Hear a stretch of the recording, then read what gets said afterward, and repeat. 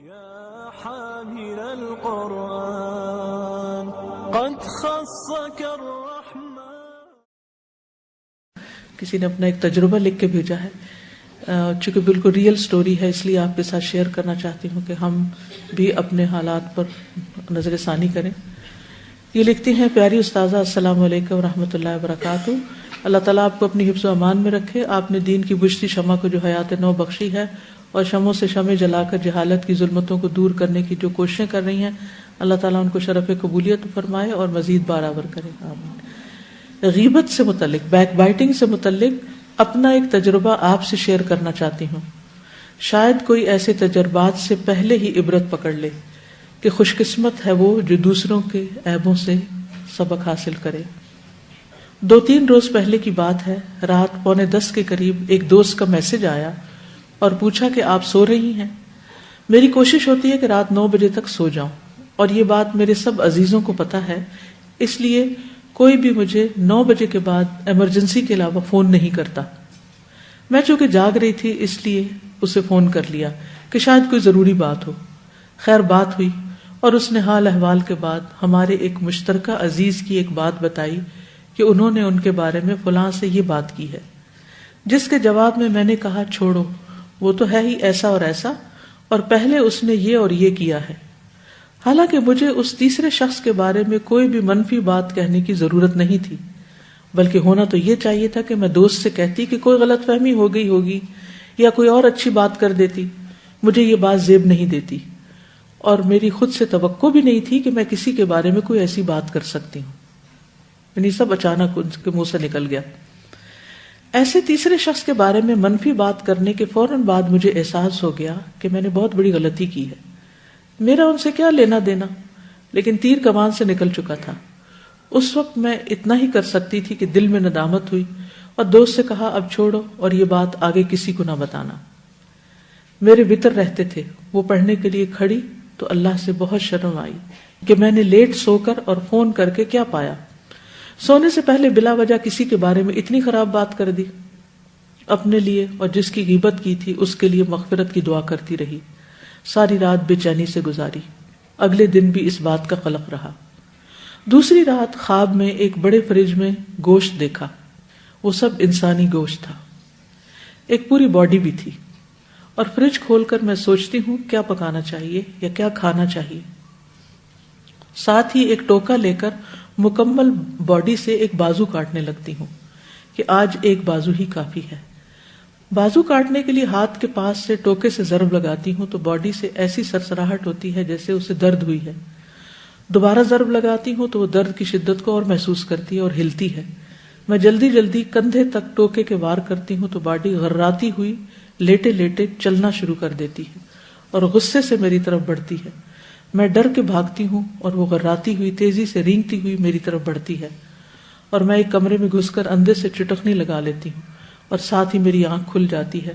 اس وقت صبح کے 3:30 بجے تھے. میں نے توبہ اور استغفار کی.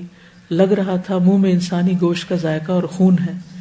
کلی کی اور اللہ تعالیٰ سے معافی مانگی. یا ایھا الذین آمنوا اجتنبوا کثیرا من الظن ان بعض الظن اثم ولا تجسسوا ولا یغتب بعضکم بعضا ایحب احدکم ان یأکل لحم اخیہ میتا فکرہتموہ واتقوا اللہ ان اللہ تواب الرحیم. اللہ تعالیٰ ہمیں غیبت جیسے کریہ اور کبیرہ گناہ سے بچنے کی توفیق عطا فرمائے. آمین.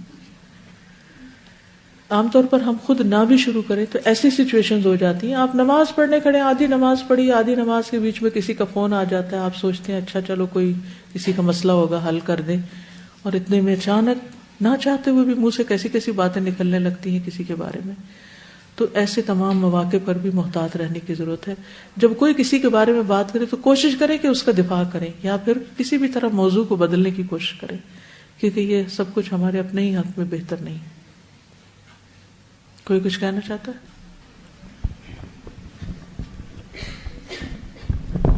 اس ویکینڈ پہ مجھے کچھ اسی طرح کا ایک اور تجربہ ہوا کہ میں کسی کے گھر گئی اور وہ شخص مسلسل ایک کے بعد ایک کے عیب بیان کر رہا تھا اور میں ڈیفینڈ کرتی رہی کہ نہیں تم. اینڈ میں نے کہا کہ آپ نیتوں تک مت پہنچو، یہ تو اللہ کی صفت ہے کہ اللہ ہی نیت جانتا ہے. تو ڈیفینڈ کرتی رہی. پھر میں نے ایک بات سنی ہوئی تھی، شاید میرا خیال حدیث میں ہے، کہ جو شخص کسی کی غیبت کرتا ہے وہ اپنے گھر میں ذلیل ہو جاتا ہے، اللہ تعالیٰ اس کو اس کے گھر میں ہی ذلیل ہو جاتا ہے. یا حدیث ہے یا کسی کا قول تھا. تو پھر یہی ہوا کہ کوئی شخص آیا جو کسی کی برائیوں کے پیچھے پڑتا ہے جی. تو وہ مسلسل میں کچھ عرصہ مطلب پورا دن اسی طرح ہی گزرا کہ میں ڈیفینڈ کرتی رہی، اور وہ شخص کسی کی برائی کرتا رہا اور میں ڈیفینڈ کرتی رہی. اور پھر کیا ہوا کہ کوئی ایک شخص باہر سے آیا اور سب ہم بیٹھے ہوئے تھے کمرے میں، اور اس شخص نے اس شخص کو اتنا ذلیل کیا کہ میں آپ کو بتا نہیں سکتی. کیونکہ ہر عمل کا ایک ایکشن کا ری ایکشن ہوتا ہے. جی آپ کچھ کہہ رہے ہیں؟ السلام علیکم استاذہ. ایک تو یہ واقعہ جو آپ نے بتایا، میں یہ سوچ رہی تھی کہ ہم لوگ اپنی زندگیوں میں اتنی باتیں کر دیتے ہیں، اتنی بڑی بڑی باتیں کر دیتے ہیں، اور ان کا خاتون کو تو فوراً سے احساس ہو گیا تھا. ساری رات وہ بے چین رہی ہیں، نماز میں انہوں نے توبہ کی ہے، اور اس کے باوجود اگلی رات انہوں نے یہ خواب دیکھا ہے. تو ہم لوگ اتنی بڑی بڑی باتیں کر جاتے ہیں اور ہمیں احساس بھی نہیں ہوتا، اور ہمیں کبھی کوئی اس طرح کا خواب آتا بھی نہیں ہے. تو میں سوچی تھی اس کی وجہ کیا ہے کہ ہم لوگ اتنے بڑے گناہ کر کے بھی ہمیں احساس نہیں ہوتا، اور ان کو ایک ندامت کے باوجود اتنا جو ہے وہ عبرتناک خواب دکھایا گیا ہے، ایک خوفناک صورتحال ان کو زیادہ احساس دلانے کے لیے. تو میرے ذہن میں آیا تھا کہ وہ ویسے ہی اتنی زیادہ کانشیس تھیں اللہ تعالیٰ کے خوف سے کہ فوراً نادم بھی ہو رہی ہیں اور غلطی سے نکل آیا. ان کو خود سے بھی یہ بات کی توقع نہیں تھی کہ میں ایسا کروں گی. تو وہ جتنا زیادہ اللہ تعالیٰ سے خوف ویسے ہی ان کے دل میں تھا، اتنا ہی اللہ تعالیٰ نے ان کو اور زیادہ جو ہے وہ کانشیس کر دیا کہ نیکسٹ ٹائم اتنا بھی نہ ہو.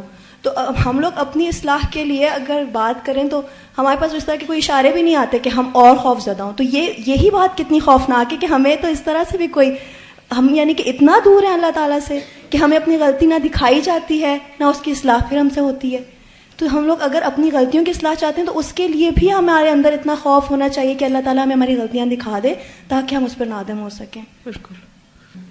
یعنی بعض اوقات یہ ہوتا ہے کہ آپ کو کسی کا مسئلہ سننا پڑتا ہے، حل کرنا پڑتا ہے، لیکن یہ نہیں کہ آپ اس کے ساتھ مل جائیں اور آپ بھی ساتھ ایڈیشن شروع کر دیں کہ ہاں وہ ایسا ہی ہے. یا اور کوشش یہ کرنی چاہیے اگر مسئلہ بھی ہو نا تو فرضی مسئلہ بنانا چاہیے. فرضی سے مراد اس بندے کا نام نہیں لینا چاہیے. یہ کہنا چاہیے کہ اگر مثلا آپ کو کسی شکایت ہے اور آپ کسی سے مسئلہ کا حل پوچھنا چاہتے ہیں کہ کسی شخص نے مجھ سے میرے ساتھ ایسا کیا ہے تو مجھے کیا کرنا چاہیے، یعنی بجائے اس کے کہ نام لے کے اور اس کو ذلیل کیا جائے، اگر صرف مسئلہ کا ذکر کیا جائے تو وہ زیادہ بہتر صورت ہے.